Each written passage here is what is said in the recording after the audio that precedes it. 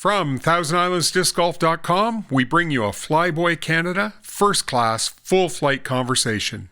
You'll be listening in to Anastasios, Brian, and Greg as we explore the unique world of disc golf. We'll be talking about living the disc golf life in Brockville, from the joys of being on the courses in our backyard to digging deeper into the very community that surrounds them. Join us as we unbag all that's waiting for you to experience. Disc golf, yeah.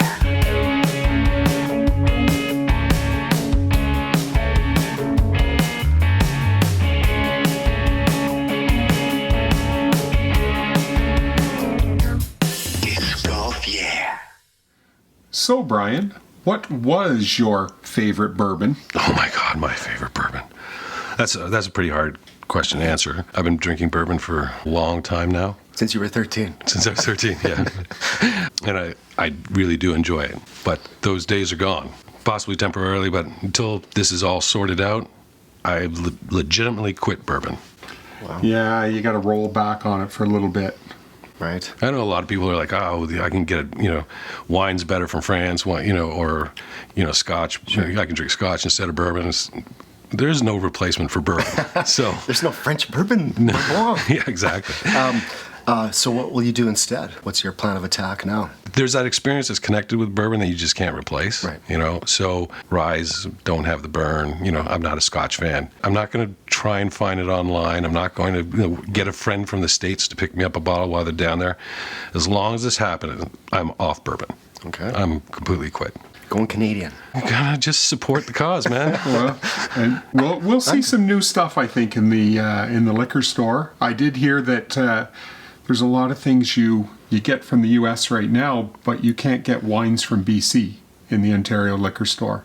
So let's hope that this opens up a whole new dimension of what's available at our stores. There are a lot of small distilleries in Canada. They're trying to, but the price point is, it's prohibitive. I'm not interested in drinking like $60 craft-made bourbon-esque, It's a fine line between craft and crap.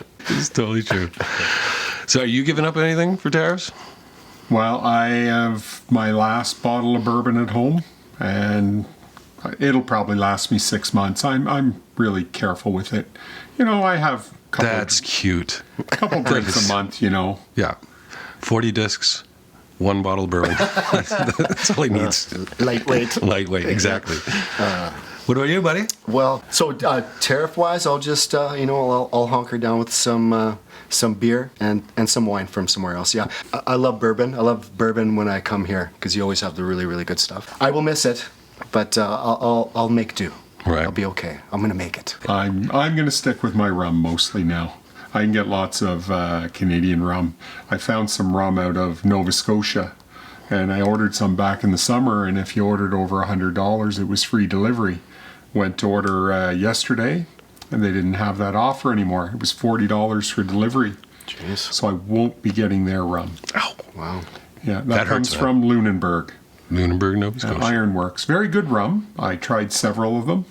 But hopefully they're going to bring some different stuff into the liquor store. Yeah, well, it's going to be a different time. Some people will just trade off for something else, and other people like me will just... I'm sad. No bourbon when I come here. That's it. Podcast's over. That's it. Thanks, guys, for everything. I made it 6 episodes, 7. 7 episodes, That's it. exactly. Well, 7 episodes happy. There you go. All right, we're going to keep the first section short. We have a great guest today. We're going to take a break, and we're going to be right back. Disc golf, yeah.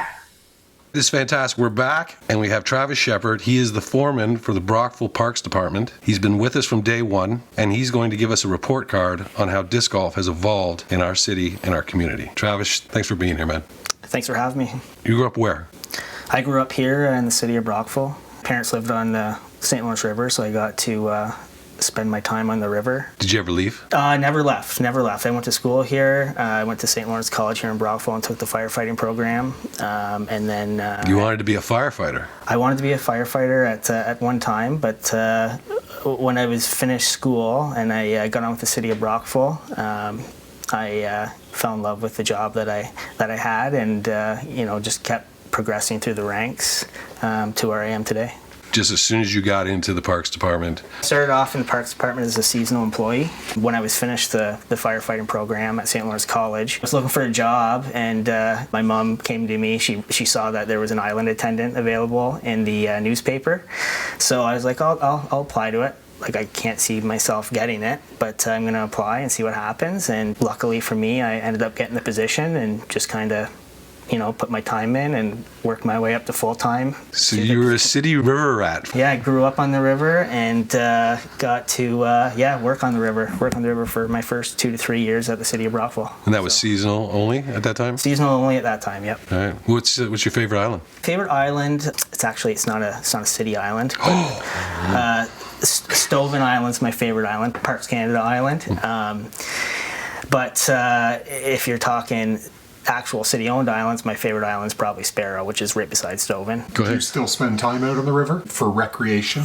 Yeah, I still go up to my parents all the time, take my kids out in the boat. Those two islands are probably my favorite because they're right across from where my parents live. Born here, you've lived here your whole life. What brings you the most joy about being a citizen of Brockville? Probably just that, I have lived here my whole life. One of the big reasons why I've wanted to stay here is because this is where my family is from. It's changing a little bit. It's still, to the point where like a lot of people know each other, but there's a lot of people moving here from bigger municipalities like Toronto and Ottawa. It's nice to see that they like choose Brockville as their destination to come and retire or do whatever they wanted here in this nice city. But your claim to fame is hockey, isn't it? Yeah, I grew up playing hockey. He's wearing an Eisenmantuk. Yeah, I grew up playing hockey, and I'm a Detroit Red Wings fan. I played right up till I was, 21 years old. I played a little bit of men's hockey, but as I had kids and started to get into shift work at the city of Brockville, hockey kind of faded out of my life, and I hadn't played in 8 years, but I just started playing again this year. So, yeah, playing once or twice a week. And so you being born and raised in Brockville, you might know as many people as Greg, or would you say more? I don't know. I would say Greg probably knows more people than I do. So I worked with your father, and I was going to ask you who's the better hockey player. I would say that he would have been the better hockey player. He always says different, but he played higher ranks than I did. And he's still playing? He's still playing, yeah. Oh, yep. Amazing. So you got into the Parks Department. How did things escalate? Started off as a seasonal employee on the islands. Really didn't know what I wanted to do. I enjoyed my time working on the islands. I actually went back to school probably like 3 years after I took the paramedic course in Cornwall. Wasn't a paramedic course. Paramedic course. Wasn't a big fan. It wasn't something that I wanted to do. That's a tough gig, man. It is. Did the dummy keep dying on you or something? No, I made it through the first year, but I just decided after the first year that it wasn't for me. After doing some hospital placements and some ambulance ride-alongs, I decided it wasn't for me. And one of my instructors one day asked me like what I did in the summertime, and I said that I worked for the city of Brockville, and he said, "Why don't you work for them full time?" Is that a nice way of saying this might not be for you? Yeah. That wasn't his intent, but he just like Caddyshack. So here you got a pool. Yeah, I got a pool and a pond. Pond be good for you. So I got on. Not that year, but probably about a year and a half later, a public works job became available, and I got on public works full time. I worked there for 7 years, and I still kind of do work there, but after 7 years, there was some retirements, and the foreman position became available, and the position was public works parks foreman. So I applied for it, and I was lucky enough to get the job. Yeah, there's a lot of different aspects that come with it that I had lots of experience doing from my previous time with the city. The biggest part was the Parks Department, but I did have to go help out the Public Works Department in the wintertime, which I still do to this day, and help out with the winter maintenance part of the city of Brockville. And Well, let's talk about that. So can you explain it? You in the summertime, from when to when you work in the Parks Department? yeah, it's basically from April till any time in November.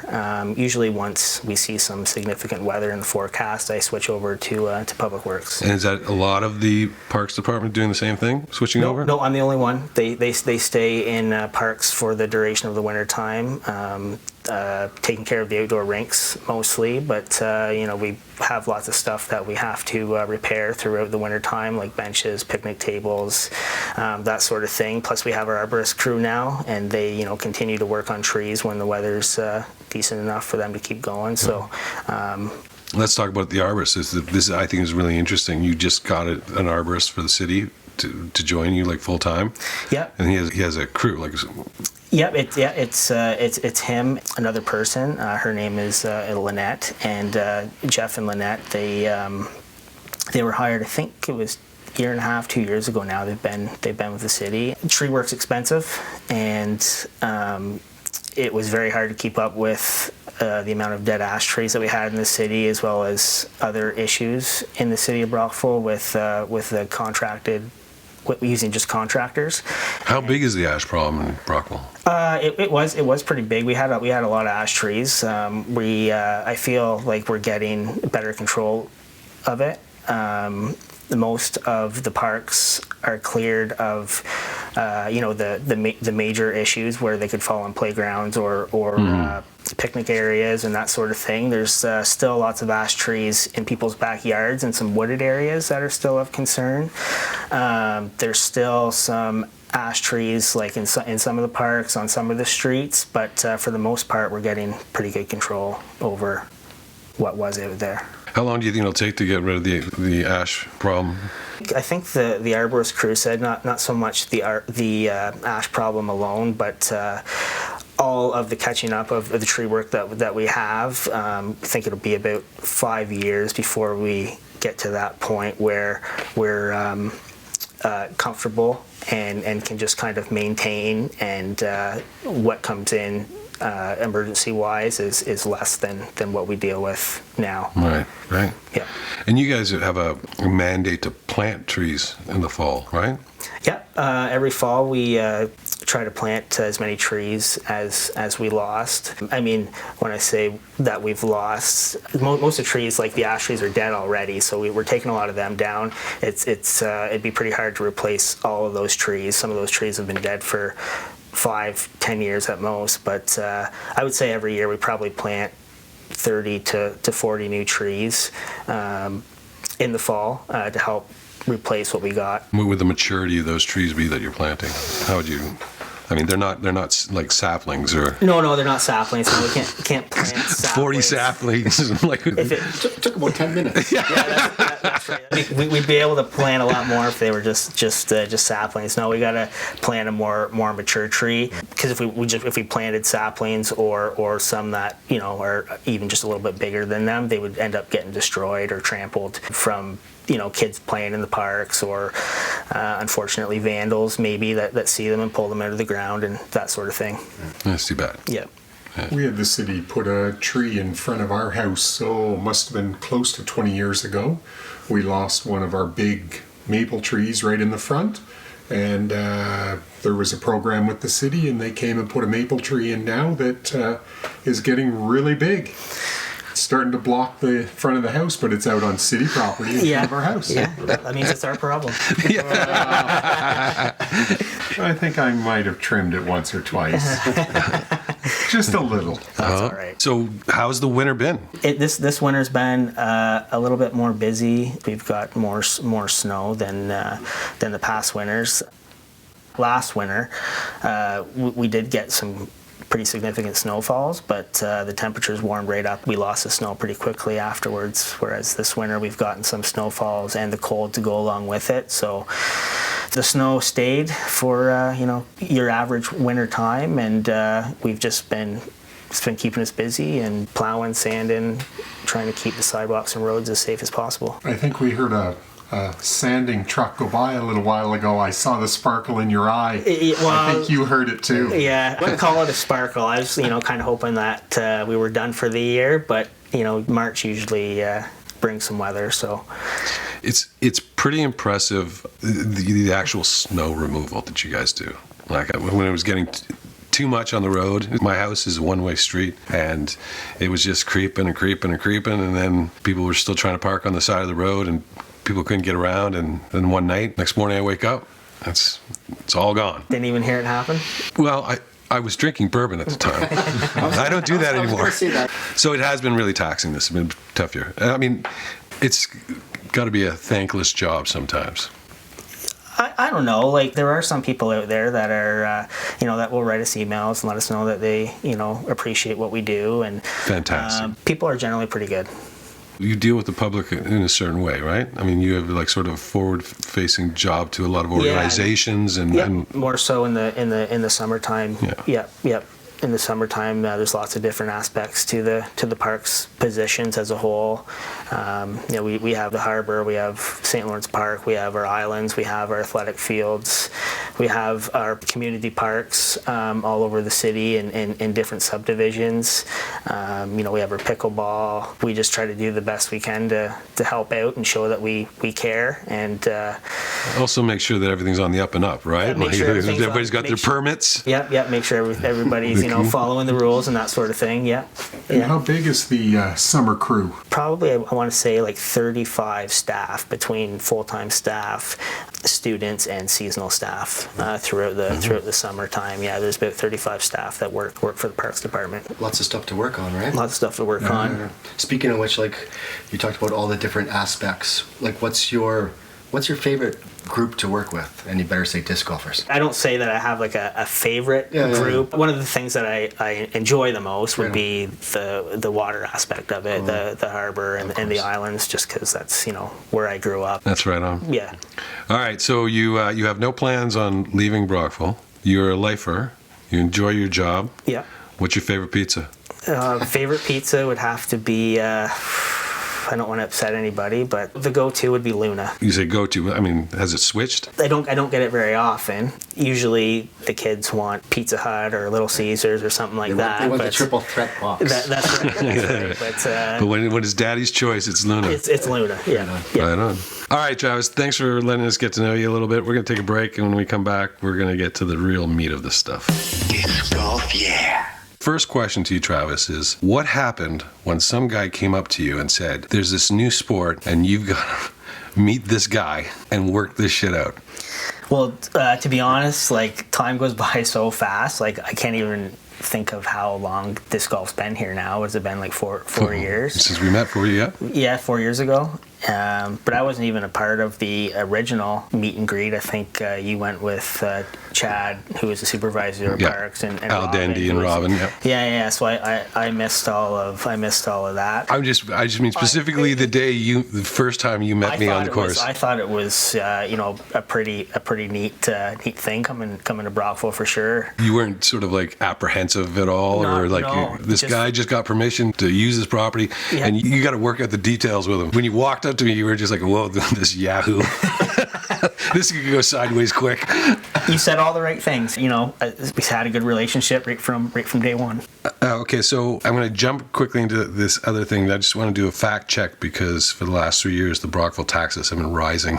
And just so it's on the record, Flyboy Canada, the organization that installed these baskets, or to put a face on it, we'll just say I actually own all the baskets. That is correct. Brockville did not pay for the baskets. It wasn't something that cost the city. It hasn't cost the city of Brockville anything for the disc golf. I wish that we had before and after pictures so people can see all the work just in the course over at Brackenreed in the green space between Ormond and Bartholomew and North Augusta Road. The amount of work that's been put in there from yourself is unbelievable, and you've pretty much made it not just for disc golfers, but a new place for people to be able to go for walks and enjoy nature and that sort of thing. It's not me. It's a ton of volunteers. Everybody's helping out, and that's great. You touched on something there. Going into that space and clearing it, it has been beneficial in the city's eyes to everybody in the community? Yeah, big time, especially, the people that live in that area that go for walks through the green space itself. I know that there's people that use that wooded area behind Brackenreed, and how you and your group have cleaned up around the creek area and coming up through what you call the hole 1 off of Bartholomew Street that we call the Zygmunt's lot, going in through the woods there. What you've cleaned up in there and how you maintain it is just it's unbelievable. People that don't go to that area or use that area often have no idea, what you or maybe use it now because of disc golf. They have no idea what it looked like before. Before the disc golf went in there was just some paths through there, right? Like people would use that Zygmunt field there, and they would go through to get to the, say, baseball park. Yeah, I think they just, I wouldn't even call them pathways. They probably thought of them as pathways because they were just areas that they used to go for their walk to Brackenreed Ballpark or around and carry on through the green space on the other side. But it was basically nothing, just there's still a lot of dead trees in there right now that we have to kind of, get cleaned up, which we're going to work on, together throughout the years. And but what was cleaned up that's fallen on the ground, and weeds and shrubs and that sort of thing, it's like a whole new area, a whole new park almost. I stumbled onto it, from the sheer fact that it was a place to walk my dogs. A lot of people don't even know that area, what it is now, exists. So for me it was a happy accident walking through with the dogs, and then I saw the baskets after, and the work that's been done is amazing. It's a beautiful thing. Even the first year that it was in existence, and I saw in that area how high the weeds would grow before you started taking care of that and trimming that. People would have to walk through those weeds to get wherever they're going. Now it's basically cleared out all the time. It's just a nice new aspect to the city. And the weeds that are in there's not a lot of noxious weeds. It's impressive how pristine that area is.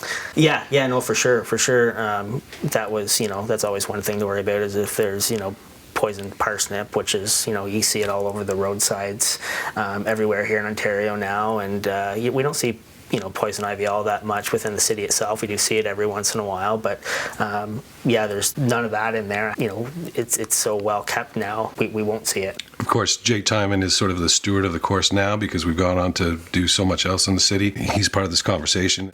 But when I first went in there and I started working on it before it opened up, it was just me, and Al would come out every once in a while. But basically my tool of choice was a sigh to get those weeds down. All through hole 4 and everything, clean all of that with just a sigh. Days and days and days and days. It was crazy. And that's before we even trimmed anything back. And I'd come back across in front of the hospital, and I'd see these old ladies look out the window with this ghastly look on their face. And I was like, I've got a sigh on my back. For me. Coming out of there, he probably did look like a Grim Reaper. So it's hard work. But the way we did things, you and I went through every single hole. We discussed every aspect of what could happen, any dangerous, possibilities. I mean, I don't think a lot of people understand how much communication you and I have had in doing this and staying on top of every sort of detail and concern of safety. Yeah, you go over every little change or every little thing that you want to do in there. I always think that you're going above and beyond when it comes safety wise, which is a good thing.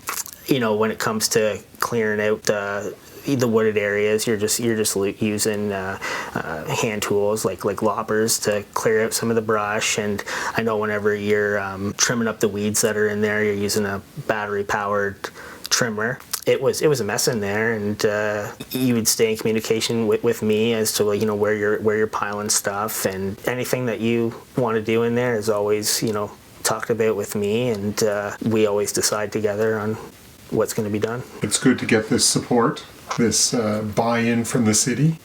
when it comes to any of the groups. We like to do what we can to help everybody out, to show that, we care about, what everybody likes to do. Sometimes it's hard. But one of the things with the disc golf is just like the constant communication, reaching out to me. It makes it a lot easier for me to know and see what's going on. I don't think we've asked a lot with the things we want to do. We do care about the environment. Disc golf is a nature walk. We're not in there. If somebody's listening to this and they don't understand, it's not traditional golf. It's not going through and clearing so much land so it's wide open. We utilize the environment, the trees, everything else. So I think Flyboy Canada has done a good job of putting city first, before everything else, and making sure we know what's going on. But one course is one thing. Very shortly after, we're putting baskets on the island. We're putting in more courses. We're doing more things. I mean, that's pretty rapid. Were you kind of like freaking out a little bit? Like, he's calling us about another park again. He wants to put more baskets everywhere. We have 43 baskets in the city right now. So 2 island courses and everywhere else. I think it's great. I think, where we have all the disc golf baskets and the courses, just give a better aspect to that area. It started off with the course on North Augusta Road, and then it went out to the islands, and I think that's just, something else to do on the 2 islands, Refugee and Harvey Island, which is where the two courses are, as well as, bringing the one course up to Laurier Hill, and I know that we talked to the one fella, Danny Power from the soccer club, and he just wants to see the parkland get used, whether it's for soccer or for whatever, people going for walks, disc golf, and then we have the courses up on Kensington East, Kensington West, which it sounds like are getting pretty heavily used, especially by Ange Gabriel School. So it sounds like it's getting people out more, it's getting the parks used more, which is what we and everybody wants. Absolutely. Yeah. I find I talk to non-disc golfers about how many baskets there are here in Brockville, and they're totally surprised. Like, just the volume, it's the promotion of disc golf, I think, has got to help Brockville as well, because I think it's starting to get out there, and you're meeting people even from all over the world that are at these courses when they're passing by, or coming to town to visit. Yeah, for sure. Very rarely nowadays, especially over the last year, when I'm going in and out of the yard or going by the yard, I'm seeing people walking with their bags along North Augusta Road, carrying on. That's me. Yeah. or I see them coming up from the ball diamond. That's me again. And while I'm walking when I'm walking with Brian through the course a couple times, the first time we came across that guy that was coming from, I think, the East Coast, and he was going home to British Columbia, and he had that app. UDisc, yep. UDisc, and he stopped to play the course in Brockville, and I think it happened again.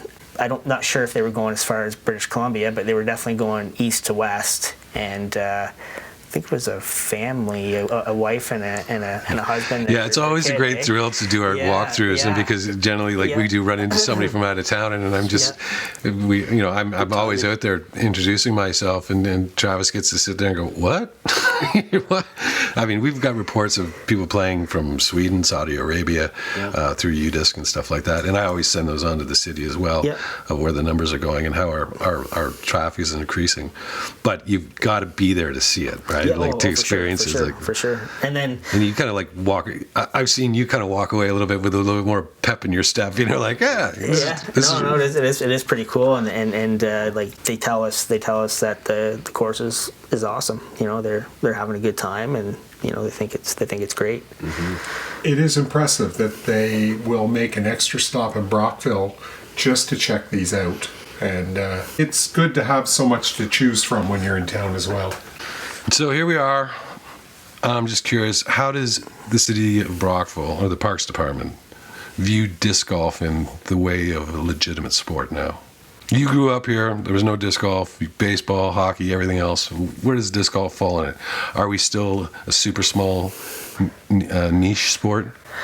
No, I would say definitely not. It's it's definitely growing. I see it each year that goes by since it's been around here in Brockville, since the courses have been here. You see more and more people playing. Like I said, rarely do I drive by and not see somebody out there with a bag, and it's a great thing for the city of Brockville. It brings people in. You send us the stats to show us, the people that are coming and using the courses and using the different amenities, and all of that is great for Brockville as a whole. Right on, man. So It's free. It's free. Like, you don't have to pay to come here and play it. You just go, and obviously you have to bring your own discs, but I think there's a library. Yeah, we donated a whole bunch of sets to the library. You can just check them out. So there's that if you don't have discs to go and try it out. But no, it's free, and there's 5 different courses, and difficulty 6 level 6. Where are you, man? Sorry. 6. 6 different courses, all different difficulty levels, and if you're just getting into it and you're interested, Kensington's probably the one to go to start. And he nailed it. Yeah, he nailed it. Conversation last podcast. Yeah. He probably listened to it. Well, He knew. Kensington Park East, which we call Wisers 3, in January was the most scored course in Brockville, even over Flyboy Canada 1. It's very, very popular. And Funnel, we only got it installed in the fall, but then people were playing it like crazy. So there's 3 baskets, right? 3 baskets of Wisers 3 and 9 holes. That's right. holes. Yeah, you got it. Both of them, even so, Wisers 3 has 3 baskets. The Funnel has 4 baskets, but they both play 9 holes. Yeah. So, and we've had some great responses from the people in the apartment buildings. When we were installing the course, responses from people that literally come up to us and say, this area hasn't been used forever, and it's been great. You've been fantastic allowing us to put temporary signs in there. I hope that it's something we can build up, working backwards, and we'll eventually get that at Flyboy Canada 1. But again, that's another conversation about our plans for that, which will be coming up in another episode when you come back and visit us. But let's get to it. How many complaints have you had regarding disc golf? One or two that really didn't have anything to do with disc golf itself. So I'm going to say 0. 1 or 2 in 4 years. 1 or 2 in 4 years. With 6 courses. With 6 courses, and like I said, they really didn't have to do with the disc golf in the end. So I'm going to say 0. 0 complaints. And then how has the local and visiting disc golf community treated your property? They've all treated it great. We never see litter around. I know that I've heard from some of the people that live in the areas around that they like having the extra people around because it makes them feel more safe with the disc golfers playing. People like the traffic. People like the traffic. It kind of drives. Not saying that there was any people that you don't want around in the area anyways, but it made them feel safer knowing that there were people coming through all the time, and people to keep an eye on the area where they live, where their backyards are right behind the disc golf courses. Mm-hmm. You've got the sports people rather than the transient people. Yeah. And they're coexisting with the dog walkers and the other people that are enjoying. So how can the Flyboy Canada program serve the city better, the Parks Department better? I don't think there's much more that they can do. I think everything's going really well. The communication's the most important thing, and that's great. And as long as the communication stays the way it is, I think everything's going to be fine. Well, right on, Travis. We can't thank you enough for being here to talk to us about how we've done it. So what is our grade? Grade? What is our grade? If you're going to grade us, how is the Flyboy Canada program? On the spot here. I'm giving it an A++. A++, hey. What a joint venture. Exactly. This is good. Yeah. Because Brian, A++. how would you rate the Parks Department? Oh, A+++. What a I venture. can't top that. What's that? I can't top that. No, you can't. With one more plus. With one more plus. It's simply another plus. It's taken both. It's taken both to make this work. Yeah, I think so. I think it's been a great relationship, and it's been a perfect storm of commitment and desire to build a disc golf community, and your support to carry the flag and make sure that we're following the rules, keeping good with the Parks Department, and helping move things forward. So with that in mind, you ready to talk about course number 7? Yeah, 100%. Bring it on. Where? King Street. Right on. So Travis is going to be back in the springtime. This has been fantastic. Thanks very much. Yeah, thanks for all your help. Thank you guys. Appreciate it. My first podcast. Right on. You did great. Yeah. And with that, I'm going to get replaced, aren't I? yeah, Travis has got the job. Oh, crap. Okay, guys, with that in mind, it's time to zip up this conversation until our next round.